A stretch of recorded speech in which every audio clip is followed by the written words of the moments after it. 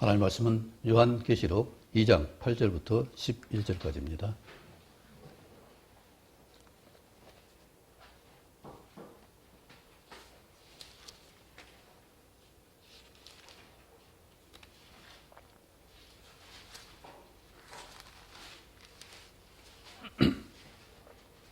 한 절씩 교독하겠습니다. 요한계시록 2장 8절부터 11절까지입니다. 교독합니다. 서머나 교회의 사자에게 편지하라. 처음이며 마지막이요 죽었다가 살아나신 이가 이르시되 네가 내 판단과 변리를 알거니와 실상은 네가 부유한 자니라. 자칭 유대인이라 하는 자들의 비방도 들거니와 실상은 유대인이 아니요 사탄의 배당이라. 너는 장차 받을 고난을 두려워하지 말라. 볼지어다 마귀가 장차 너희 가운데서 몇 사람을 목에 걷는저 시험을 받게 하리니 너희가 10일 동안 환난을 받으리라. 내가 죽도록 충성하라. 그리하면 내가 생명의 관을 내게 주리라. 귀 있는 자는 성령이 교회들에게 하시는 말씀을 들을지어다. 이기는 자는 둘째 사망의 해를 받지 아니하리라. 아멘. 우리는 위로받고 싶고 섬김받고 인정받기를 원합니다. 그런데 오늘 주님께서는 인정은 하시는데 다 알고 계시는데 위로 말씀보다는 죽도록 충성하라 말씀 들을 때 어떤 생각이 들어요? 물론 주마가편이라고 달리는 말에 채찍질한다고 하는데 그걸 맞는 말은 어떤 생각이 들까요? 잘 뛰고 있는데 또 때려요. 참 힘들죠? 더 잘하려면 공부 1등 하는데 더 잘하라고 하면 어떻게 하겠어요? 그런데 주님은 어떤 일을 끝까지 해결하지 않으면 그 다음 단계 넘어갈 수가 없어요. 오늘 죽도록 충성하라 이런 말이 우리가 위로가 되길 원합니다.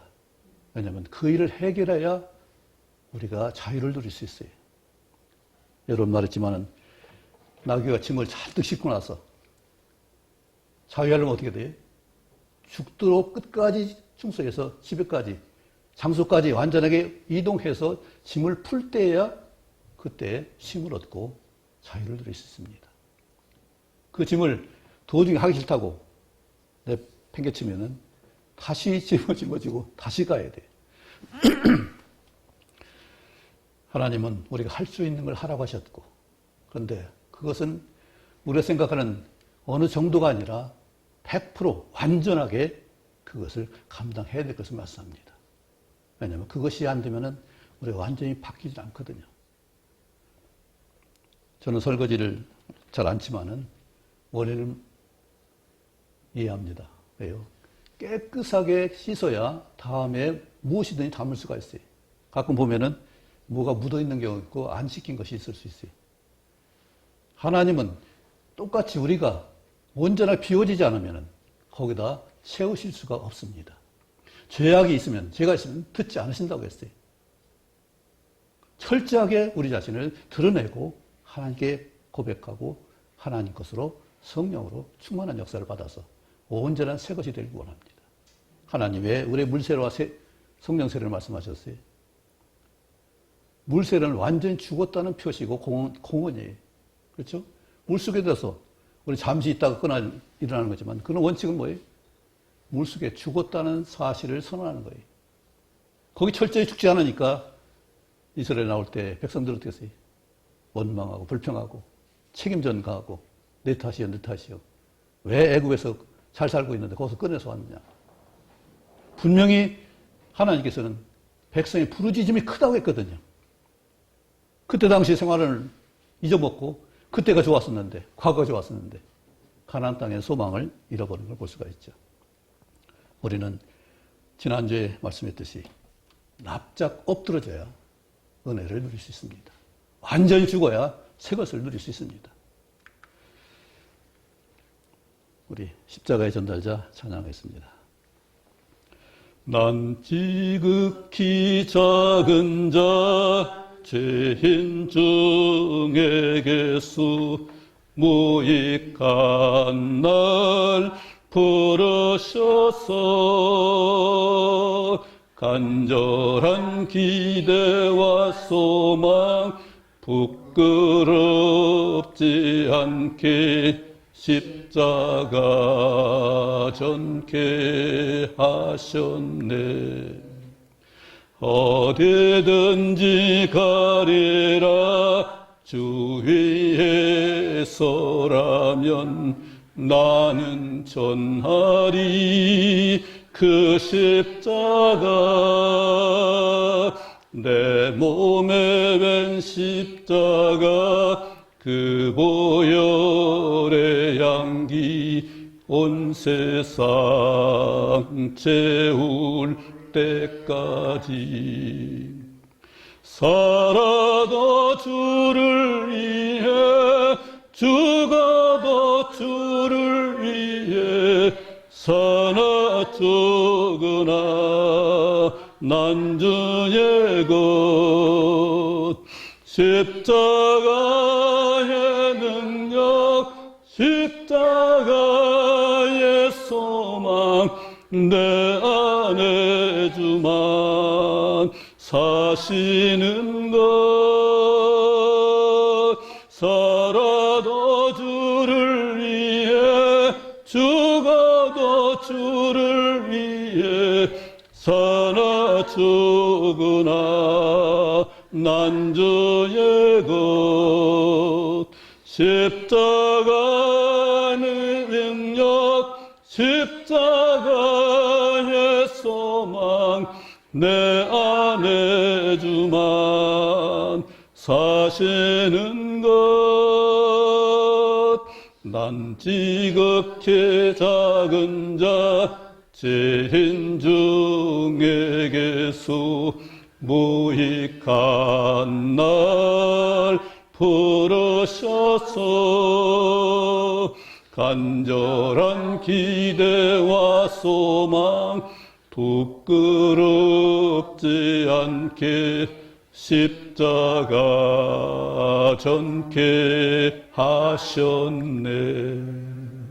내 사랑 나의 십자가 내 사랑 나의 십자가.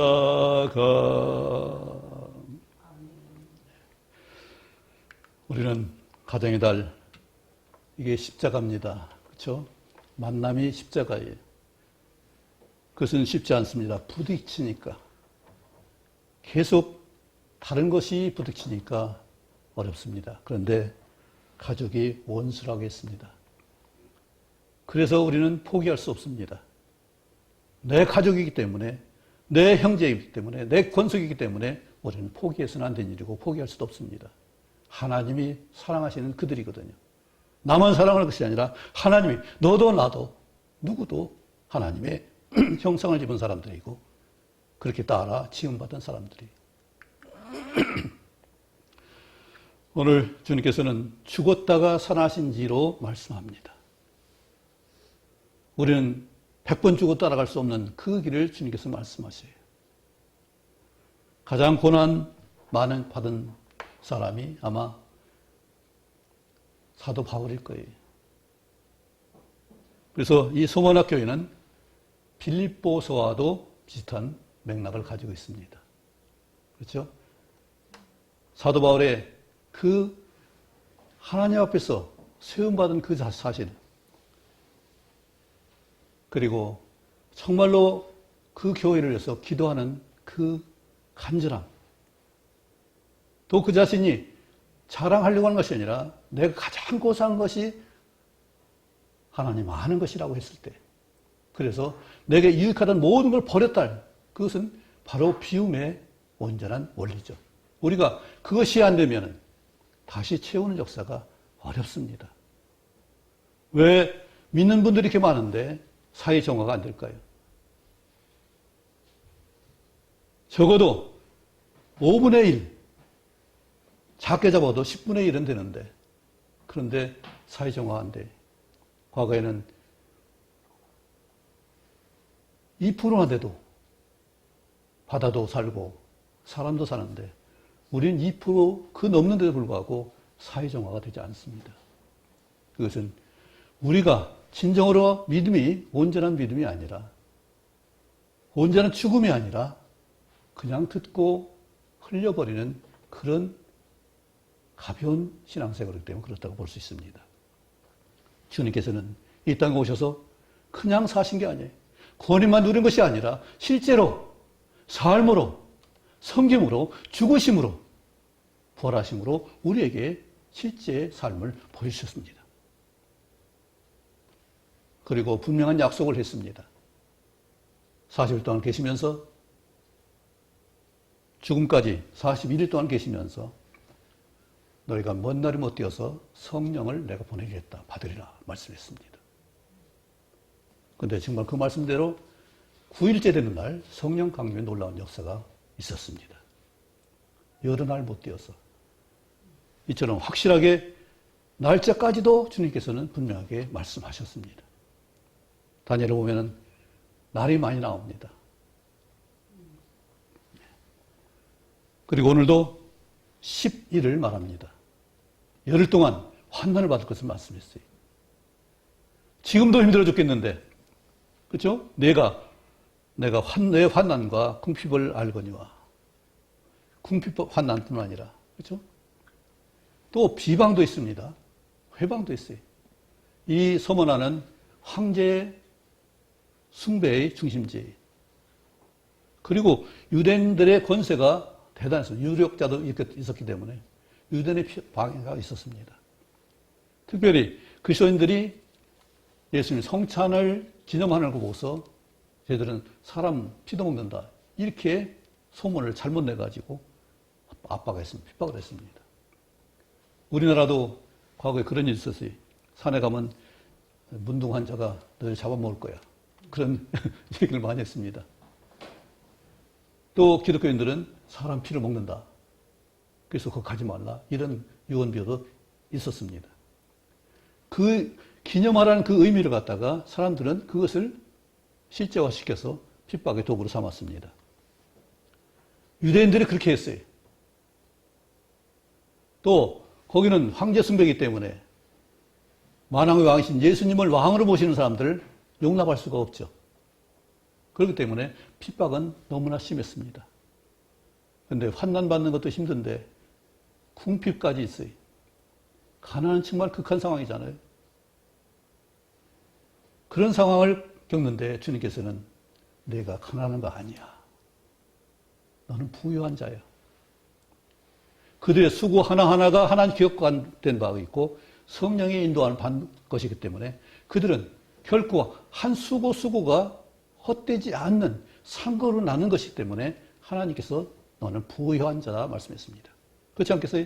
하늘에 갔을 때 그 모든 고난과 환난 겪은 것들이 궁핍했던 것들이 하나의 상거로 남는 것이 또 그를 통해서 함께했던 자들이 하늘나라에 갔을 때 얼마나 기뻐했을까요?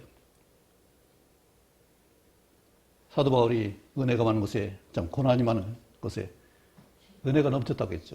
죄가 많은 곳에. 죄가 없으면은 돌이키는 것이 별로 감동적이 아닐 수 있어요. 대부분 그렇지만, 그러나 또 우리는 최상의 가치와 기준을 말할 수 있습니다. 사도 바울이 고난 때문에 힘들어서 가난 때문에 그랬을까요? 그분은 모든 학문에 충분했고 또 혈통이나 배경이나 뭐 하나 부족한 것 없었어요. 더군다나 율법에 흠이 없다고 했습니다. 그렇다면은 그는 우리가 생각하는 큰 가난함이 없었어요. 그런데 그는 자기 유익하던 모든 것을 배설물로 냄새나서 다시 쳐다보지도 않는 배설물로 버렸다고 했어요. 오늘 죽는다는 것은 그냥 내 목숨이 끊어지는 죽는다는 것보다도 내가 버려야 될 것, 그걸 버리고 있느냐 이것을 다시 한번 생각해 볼 수 있을 것입니다. 우리 에베소 교회는 어떻게 했어요? 무엇을 얘기하고요?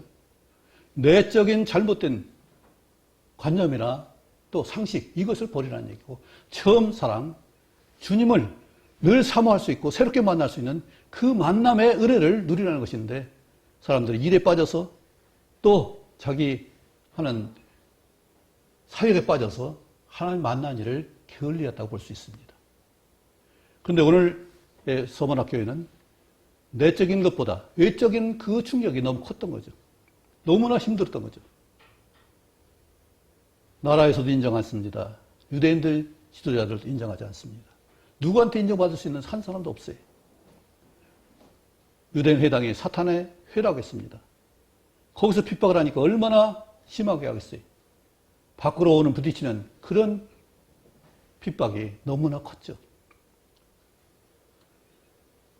그런데 이렇게 그런 상황에서 놀랍게도 서문학교인은 충성하고 있었습니다. 거기에 더해서 더 10일 동안 환난을 받으리라 말씀합니다. 옥에 던져 시험 받게 하고 10일 동안 환난을 받는다고 말씀합니다. 10일은 완전수에 10년이 될지 실제 10일이 될지 그건 모르는 일이에요. 실제 어떤 황제가 10년 동안 핍박을 했다고 그래요. 어쨌든 내가 고난을 차기까지는 받아야 돼요. 우리는 주어를 믿어서 기도하는 기간이 차야 응답받는다고 하는데 고난도 차야 그것을 넘어설 수 있습니다. 이걸 뛰어넘지 못하면은 우리 항상 다시 훈련 받아야 돼요. 세상에서는 공짜가 없죠. 선수들이 얼마나 자기 훈련을 하고 있냐고요. 보통 공을 던져도 1000개를 던지고 배트를 휘둘러도 1000개를 휘두른다고요.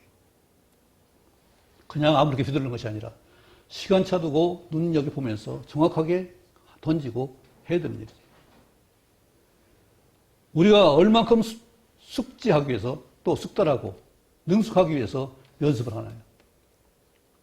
지식도 마찬가지고 일도 마찬가지일 거예요. 우리 권 지사님 일하는 거 보니까 굉장히 잘 하시더라고요. 일에 대한 숙지를 잘하고 계신 것 같아요.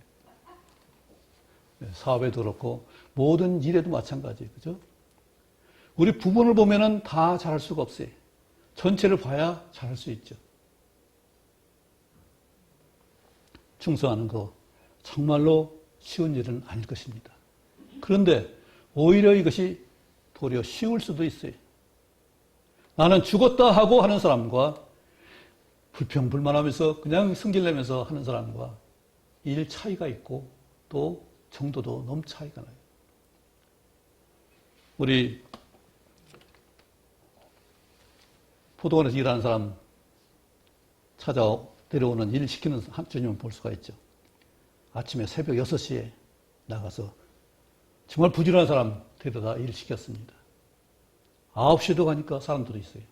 그런 일이 9시면 벌써 일이 들어갈 수 있는 기회가 끝났는데 그래도 찾지 못하고 있으니까 불쌍해서 그들 보냈어요. 12시에 가보니까 또 있어요. 책망합니다. 왜 너희들은 아직도 일하지 않고 놀고 있냐. 그러니까 뭐라고 했어요? 일자리가 없는데요. 그래, 그러면 가서 너희도 일해라. 3시, 5시까지 가서 계속 불러왔습니다. 그런데 나중에 다시 1시간 일하고서 나중에 품삯 받을 때 그 사람부터 먼저 줍니다. 아침 6시에 와서 일한 사람과 5시 끝날 때쯤 1시간 일한 사람과 야, 비교해보니까 저 사람 1달란트 받고 나는 한 10달란트 받겠네. 적어도 2달란트 받겠지? 계산이 참 나옵니다. 그것은 일에 대한 보수가 아니라 구원의 은혜입니다. 그리고 구원의 은혜는 빨리 받으면 받을수록 감사하고 감사한 거예요. 새벽부터 일자리 착 되면 오늘 신나네. 일 붙었네. 그런데 9시, 12시, 3시, 5시 간 사람은 얼마나 조마조마했겠어요. 늦잠을 잤든 몸이 아팠든 일어났을 때 일자리 가지 못하면 오늘 끝났네. 그래도 포기할 수 없어 간 거 아니겠어요? 더군다나 5시간 사람 어떻게 했어요?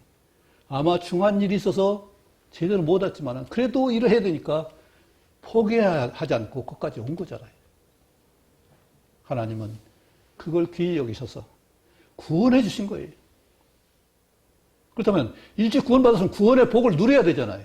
그럼 문제가 안 되잖아요. 그만큼 12시간 일하는데 11시간 내 은혜를 누렸다면 12시간 다 누렸다면 더 춤추고 노래해야 할 거 아니에요. 근데 이 복을 똑같이 누가 비교를 해가지고 문제가 삼아요. 누가 그랬죠? 어떤 권사님이 숨질 때 영접하는 걸 보고 내가 뭐냐 지금까지. 그러나 우리는 하나님 아는 것이 진짜 보배고 귀한 것이라면, 그 능력이라면, 은사와 하나의 권능이라면 1시간이라도 빨리 받는 것이 중요하잖아요. 그걸 못 누리니까 속에 성질도 쌓이고 분노도 있으니까 못 누리는 거지. 정말 믿음이 분명하다면 하나님 만나는 게 얼마나 귀하냐고요. 사도 바울이 주님 앞에 엎드려졌을 때 그것이 얼마나 그에게는 귀하냐고요. 그걸 평생 가지고 가잖아요. 그 평생 자기를 주장하잖아요. 내가 죄인 중에 괴수인데, 근데 이 작은 나를 하나님이 살펴주시고, 붙들어주시고, 불러주신 것이 얼마나 귀하냐고요. 그러니까 가장 고상한 것이 주님 만난 일이라는 거예요. 그것이 믿는 즉시로 우리가 느껴진다면, 알게 된다면, 1시간도 빠른 것이 낫잖아요.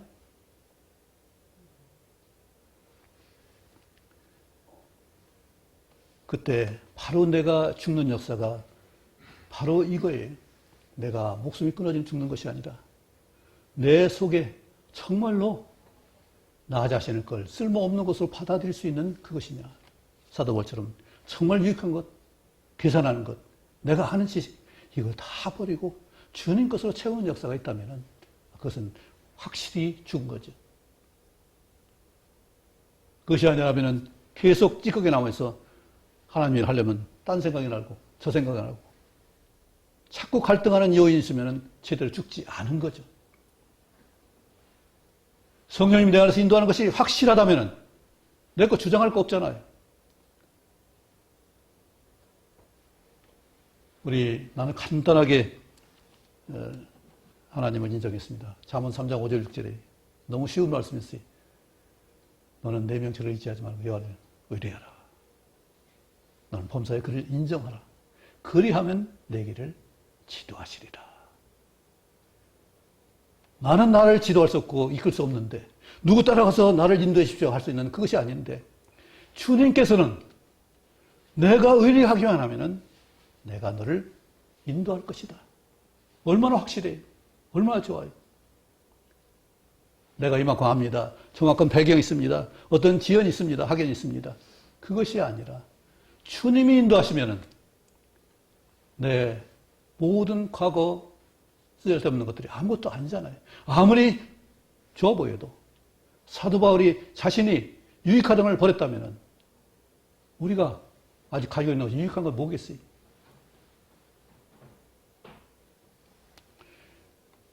이처럼 내가 가지고 있는 사고적인 생각들, 그것을 버리는 것이 죽는 일입니다.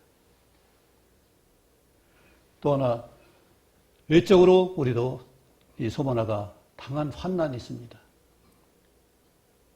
충격을 받으면 아프고 고통스럽고 힘들어요. 그런데 충격을 못 느끼면은 문제가 안 돼요.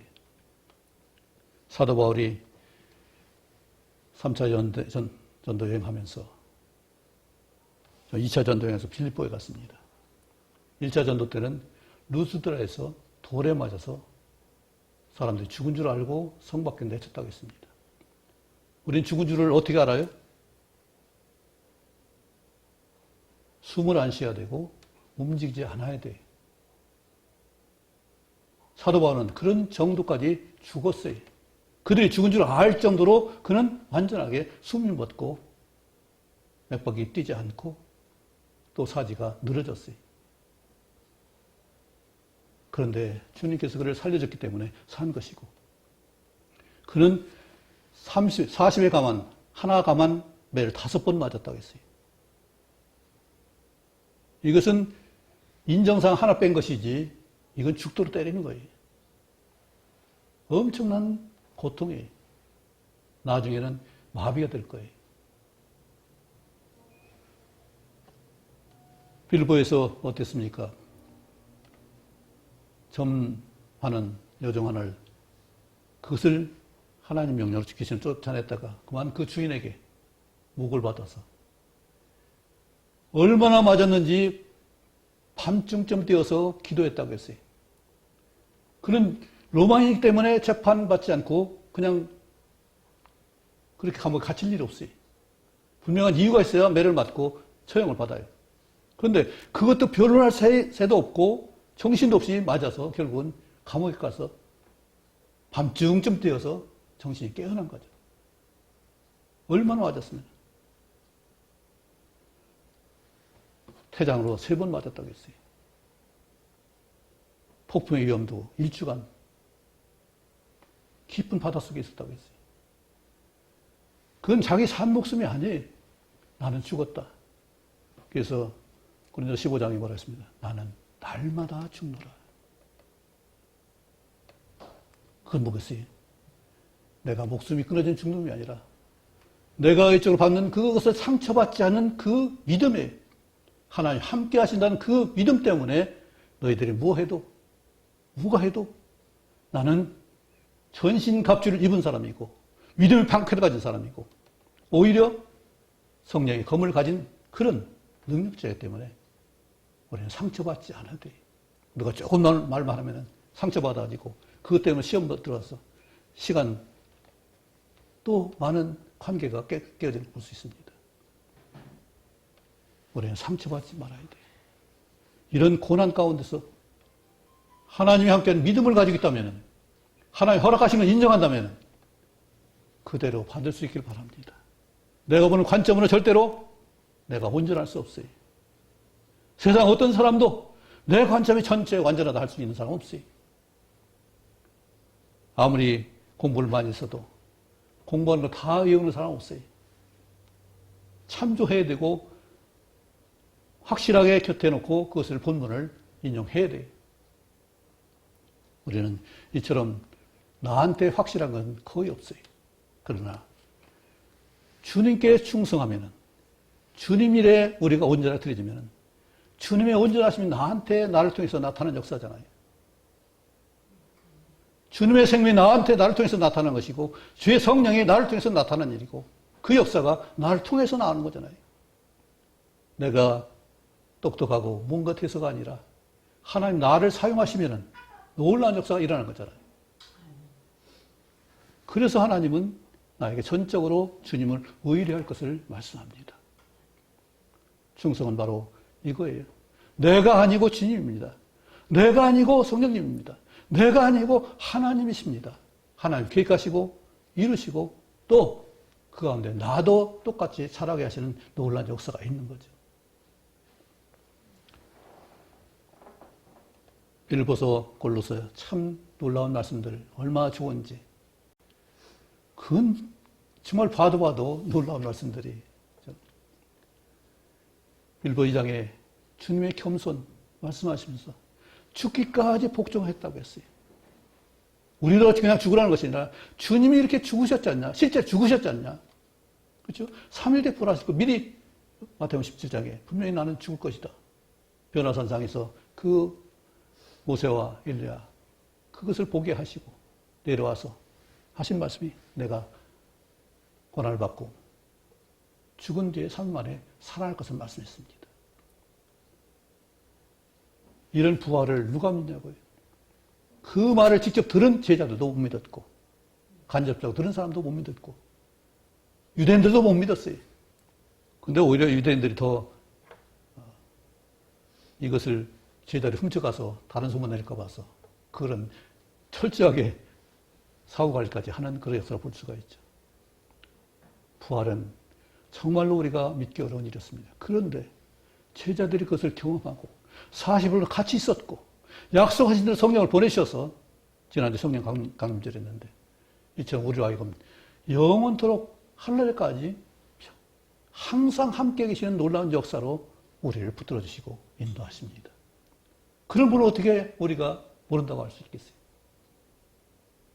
어떻게 내가 내 생각을 먼저 주장할 수 있겠어요? 나보다 날 창조하신 하나님인데,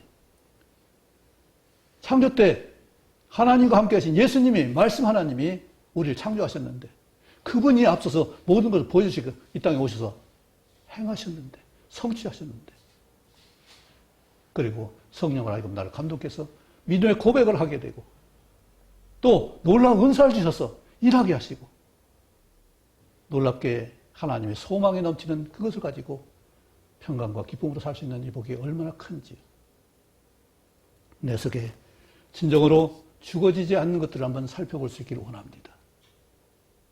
그리고 또 하나, 상처받지 않도록, 상처가 생각되면 마음이 기르고 찌르면은 예수님의 이름으로 물리치세요. 넌 누구냐? 물러갈지어다.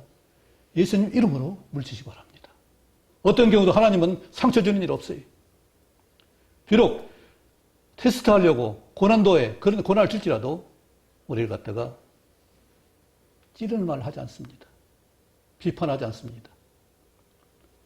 그런데 세상은 조금만 안 좋으면 비방을 해요. 하나님 절대 우리 약하다고 비방하지 않습니다. 왜요? 하나님은 천지를 창조하셨고 우리를 창조했어요. 나를 창조하신 분이 그냥 가치 없게 만드셨겠어요? 아무리 부족하고 연약할지라도 그건 하나님의 형상대로 지음받은 사람이에요. 그 형상을 잃어버려서 그렇지. 하나님 믿기만 하면은 그 형상을 도로 받는 거 아니겠어요? 그런 건동을 살 수 있는 우리인데 작은 것 때문에 상처받고 힘들어하고 또 성질내고 이것이 얼마나 믿음 없는 행동이냐고요. 비록 작은 존재라도 좀 모자란 사람이라도 우리는 인정하고 용납하는 것이 우리의 본분입니다. 왜요? 손가락이 5개 있지만 키가 다 달라요. 그런데 새끼손가락 인정 안 해요? 엄지만 인정 안 해요? 다 인정하고 서로는 잘 몰라도 머리에서 인정하면 그대로 순종하는 거예요. 우리는 하나의 권속의 지체지, 내가 독립된 머리가 없는, 예수님이 없는 그런 독립된 지체는 아니에요.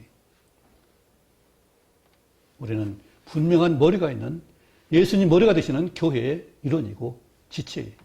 그렇다면 우리는 반드시 머리가 알게 하신 것을 따라서 순종하는 것이 마땅하죠. 주님이 오셔서 한 일이 뭐예요? 하나님 뜻을 순종하는 일이었어요. 그리고 그 순종하는 것을 이 땅에서 배웠다고 했어요. 어떻게 해요? 고난을 통해서. 고난받는, 실제로 이 땅에 오신 그 모든 말씀들 순종하는데 얼마나 어려움들이 많아요. 형제들 믿지 않습니다. 어머니도 잘 이해를 못합니다. 아버지 말할 것도 없고. 유대인들, 제사장들 누가 예수를 믿었냐고요. 가까이 있는 제자들 외에는 누가 믿었냐고요. 그런데 주님께서는 그들 다 용납하시고 받아주셨어요. 우리 올해 표가 뭐예요? 서로 받으라고 했잖아요.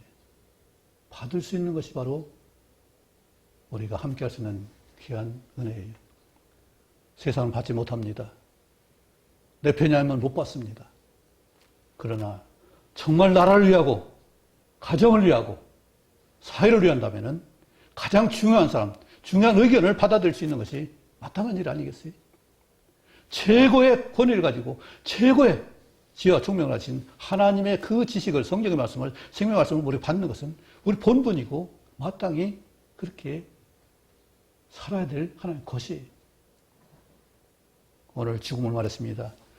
위로받는 것이 되지 않을지 모르지만 그러나 사는 역사를 오늘 말씀하신 대로 둘째 사망의 해를 받지 않는다고 했습니다. 이건 뭐예요? 히브리서 9장 27절에 한 번 죽는 것을 사람이 정했다고 했어요. 우리 언제든지 가야 돼. 언젠가 한 번은 주님이 오시기 전에는 모든 사람이 한 번 죽는 것 정해졌어요. 그런데 오늘 서만학교에는 첫째 사망이 없습니다. 그렇죠?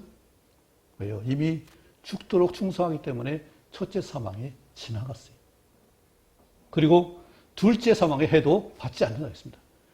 둘째 사망의 해는 종말이에요. 주님이 8장에서 8절에서 나는 처음이 나중이라고 했습니다.